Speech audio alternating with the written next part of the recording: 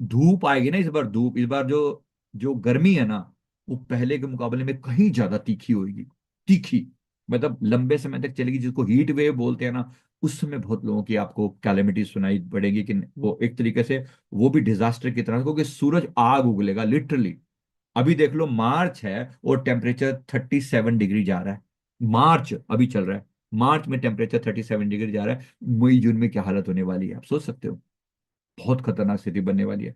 Temperature really 49 degree तक touch करेगा, जगह जगह 48 49 तक उबलेंगे बैठ बैठ के लोग। कोई सामान्य सी बात नहीं है, और एकदम से बारिश भी आने वाली नहीं है। तो जो हीट वेव है वो लंबे समय तक टिकेगी। सोलर फ्लेयर के बारे में मैंने बोला था, सूर्य तूफान, मतलब सोलर पर तूफान आएंगे, उसका प्रभाव डायरेक्ट इंडिया पर, पूरे वर्ल्ड पर पड़ेगा, जिसमें इंडिया बहुत पीक पर है। तो इंडिया में जो ज्यादा दिक्कत आएगी वो गर्मी की वजह से होगी। उसी के साथ साथ जब बारिश का मौसम आएगा, फ्लड बहुत ज्यादा आएंगी। अभी तुरंत नहीं है वो, थोड़ा सा समय है बस। ये अगले 50 दिन ना, अभी राजनीतिक उथल पुथल दिखाई देगी। देशों के झगड़े आपस में, अटैक एक दूसरे के ऊपर। और ये जो बांग्लादेश है, ये फिर देखना, इसको फिर कोई तमाशा होगा खतरनाक वाला। पूरी चांसेस है कि या फिर से सत्ता परिवर्तन हो, कुछ ऐसा हो, या कोई बड़ा झगड़ा हो। बहुत चांसेस है। और ये हमारा पड़ोसी है, ये पाकिस्तान, ये भी कुछ टिक के नहीं बैठेगा, हमेशा कुछ ना कुछ तमाशा यहाँ चलता रहेगा। और कुछ भयानक वाला होने के चांसेस है, और जल्द ही पीओके हमारे पास होगा। जल्दी का मतलब विद इन 2 to 3 years आप ये सुनने में आएगा कि ये पीओके हमारे हमारा हिस्सा बन गया है। ऐसा आपको सुनने में आएगा, देख लेना। नोट कर लेना, सबके सामने बोल रहा हूँ पब्लिकली। कोई डर नहीं रहा हूँ किसी को, कोई छुपा नहीं रहा हूँ, जितना मुझे पता है। बट टाइम एग्जैक्ट बताना थोड़ा पॉसिबल नहीं हो पता, क्योंकि हमें चीजें दिखती हैं, लेकिन अब एग्जैक्ट कोई मैं कैलकुलेशन करके नहीं बोलता हूँ कि इस दिन ऐसा होगा वैसा होगा। मैं कोई ज्योतिष नहीं हूँ। लेकिन दिखती हैं, विजन में आती हैं, ऐसा कुछ हो रहा है, मिल रहा है, हाँ मुझे दिख रहा है कि हाँ पीओके हमारा हिस्सा होगा, डेफिनेटली होगा। लेकिन वो आज एकदम से नहीं, हाँ ये विद इन 2 से 3 साल के अंदर आपको फील पता लग जाएगा कैसा होगा। डेफिनेटली होगा। तो जरूर करना जो मैं कह रहा हूं, मेरी बात आपको सभी समझ समझ पा रहे हैं। अब जो बात ये वाली मैंने यहाँ पर कही है, यहाँ पर देखना क्या करें। पॉजिटिव सोच बनाए रखें, दान पुण्य करें, मेडिटेशन डेली करें। कल आपको जाप करवाएंगे, उस जाप पर करें। नैतिक मूल्य में गिरावट आएगी। अब आने वाले समय में जो दिख रहा है, घर में झगड़े बढ़ेंगे, कलह बढ़ेंगे, छह शत्रु और प्रबल होंगे। काम वासना, सुख पाने की इच्छा, क्रोध, लोभ, मोह, अहंकार चरम पर जाएगा। झगड़े होंगे आपस में, और कंट्रीज के झगड़े देखना आप। जैसे अमेरिका को, अभी आपने देखा था, जो जो जेलेंस्की जो है, जब अमेरिका गया तो किस तरीके से अपमानित करके भेज भेज दिया गया। तो जब वो वापस गया, यूरोप वालों ने उसको अपने सिर आंखों पर बिठाया। यूरोप और अमेरिका के बीच में टसल पैदा कर दी। तो एक वॉर चालू हुई जिसका नाम है टैरिफ वॉर। आपने सुना है ना, टैरिफ वॉर सुनी है। मैं तुम्हारे पर टैरिफ लगा देता हूं, टैक्स।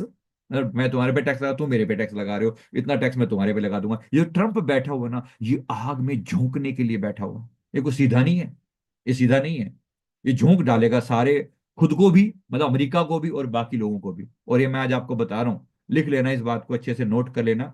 फिर आपके लिए शायद बिल्कुल नहीं हो ये बात। America will divide into multiple pieces over a period of 4 to 5 years। एकदम तुरंत नहीं होगा। जिसको आप यूनाइटेड बोल रहे हो ना, ये यूनाइटेड नहीं रहने वाला। It will never be united. America रहेगा, लेकिन यूनाइटेड नहीं रहेगा। जैसे यूएसएसआर ब्रेक हुआ था, ये भी कर्मा है यूएस के ऊपर, क्योंकि यूएस ने अनेक कंट्रीज को ब्रेक किया है, तोड़ा है। जो जो इराक में जो वॉर, अफगानिस्तान में जो वॉर करवाई, जो झगड़े हुए, जो वियतनाम में जो जो झगड़े हुए, जो लड़ाई करी, इसके अलावा दुनिया में कहीं पे कुछ भी हो रहा है ना कहीं अमेरिका इन्वॉल्व है। इसको भी अपना कर्मा भुगतना पड़ेगा। The time is come. Europe बुरी तरह से डिस्ट्रॉय होगा। बहुत चीजों में आपको देखोगे, यूरोप के ऊपर बहुत सारी चीजें होती हुई देखोगे। सामान्य बातें नहीं है, डरा भी नहीं रहा हूं। सिर्फ ये बता रहा हूं कि चीन का घटनाओं का प्रभाव, कितना ज्यादा प्रभाव पड़ने वाला है। और इसी विनाश काल में अब होगी आध्यात्मिक जागृति के लिए, मैं बार बार कह रहा हूं, जागृति का समय है। और कल इसकी अवेकनिंग का जो दिन है वो आपको फील पता लगेगा। विनाश काल में आध्यात्मिक जागृति, तो यहाँ पर विनाश काल में अनेक आत्माएं मुक्ति पा जाएंगी। हिमालय में बैठे योगी पृथ्वी की रक्षा के लिए भरसक प्रयास कर रहे हैं। जो उनकी गुप्त मीटिंग होती है, समर्पित शिष्यों को तैयार किया जा रहा है जन कल्याण के लिए। उसमें आप और हम शामिल हैं, उसमें आप और हम शामिल हैं। जरूर तैयार किया जा रहा है, और ये घटना घटेगी, अच्छे वाले लेवल पर घटेगी। गुरुदेव कृपा करेंगे, जगत का कल्याण होगा। ये मैं पहले बता रहा हूं, होगा। होगा बेशक, आपको आज कुछ मर्जी, बुरा लगे अच्छा लगे, लेकिन कल्याण होगा, होगा, होगा, अवश्य होगा। आप पाओगे। तो मैं, मेरी जो ओवरऑल मेरा निवेदन है, आप सभी समझदार हैं, बस मैं इतना ही कहूंगा, गुरुदेव की कृपा हम सब पर बनी रहे। हम अपने जीवन को सफल करके दिखाएंगे, चाहे कितनी भी परिस्थितियां खराब क्यों ना हो। आत्माओं के कल्याण का ये गोल्डन चांस है, ये गोल्डन चांस है, ये चांस मिला है, फायदा उठा लें इसका। ये चांस मिला है, फायदा उठा लें इसका। राइट। तो मेरा सभी से निवेदन है, समय खराब बेशक है, लेकिन बेहतर भी होगा, चीजें बेहतरीन भी होंगी। एनआरआईज को इंडिया आना चाहिए, यस। एनआरआईज को इंडिया आना चाहिए, आना चाहिए, मैं फिर कह रहा हूं, यस यस यस यस। अप्रैल में और अर्थक्वेक आएंगे, एनी फर्दर विजन? यस। अप्रैल में और अर्थक्वेक आने के बहुत ज्यादा चांसेस हैं। इंडिया में रिलेटिवली कम, अमेरिका के कैलिफोर्निया वाले पार्ट पे सबसे ज्यादा चांसेस हैं। यही जहां पर अभी हुआ है ना, यहां पर और भूकंप आने के चांसेस हैं।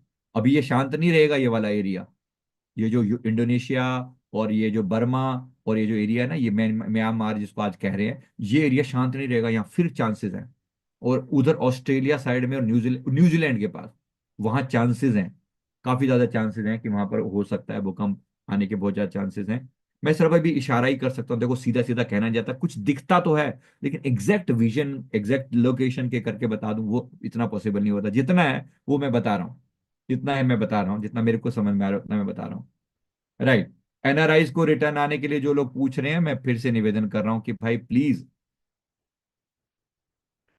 मैं बोल रहा हूँ कि स्थिति वहां खराब होगी, जॉब से लोगों को निकाला जाएगा, बहुत लोगों को निकाला जाएगा, क्योंकि ट्रम्प जैसा पर्सन जो वहां बैठा, अमेरिका की बात कर रहा हूँ खासतौर पे, यूरोपियन कंट्री, जो अमेरिका में सबसे ज्यादा इंडियन है इसलिए बोल रहा हूँ, यूरोपियन कंट्रीज में भी बहुत हैं, वहां स्थितियां ऐसी पैदा हो जाएंगी थोड़े दिनों में ना, काले गोरे का भेद आपको ज्यादा पता लगने लगेगा, काले गोरे के झगड़े शुरू हो जाएंगे, देखना अभी, देखना।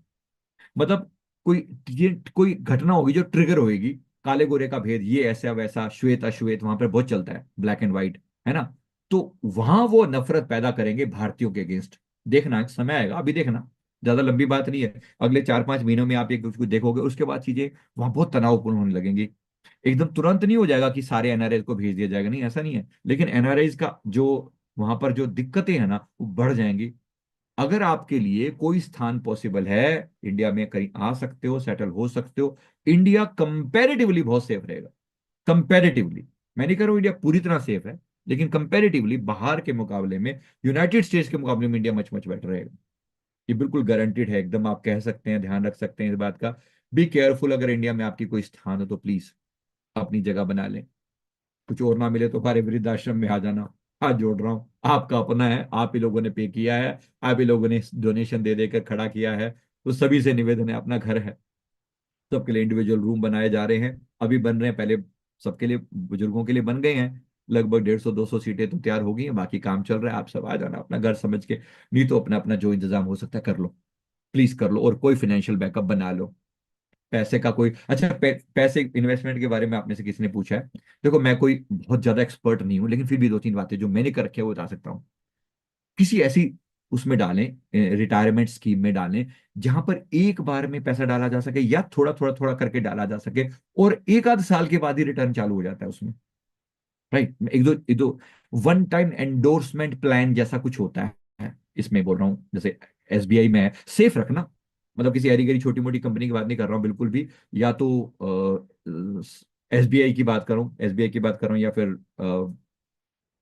आईसीआईसी बैंक भी सेफ है, इस मामले में कोई ऐसी गड़बड़ नहीं है, लेकिन बाकी जरा ध्यान से, है ना। और लाइफ इंश्योरेंस जो होती है ना वो वाली, वो उसमें भी जरा थोड़ा देख लेना, आप कर सकते हो ऐसा, उसमें थोड़ा पैसा ऐसा डालो कि वो मंथली रिटर्न देता रहे, तो मंथली रिटर्न वाली स्कीमों में डालो, क्योंकि समय आने के चांसेस हैं जहां पर आप लंबे समय तक आपको हो सकता है कि मतलब पैसे का फ्लो बंद हो जाए, तो कहीं से कुछ तो आए जिससे इनकम चलती रहे, गुजारा चलता रहे, ऐसा जुगाड़ देखो।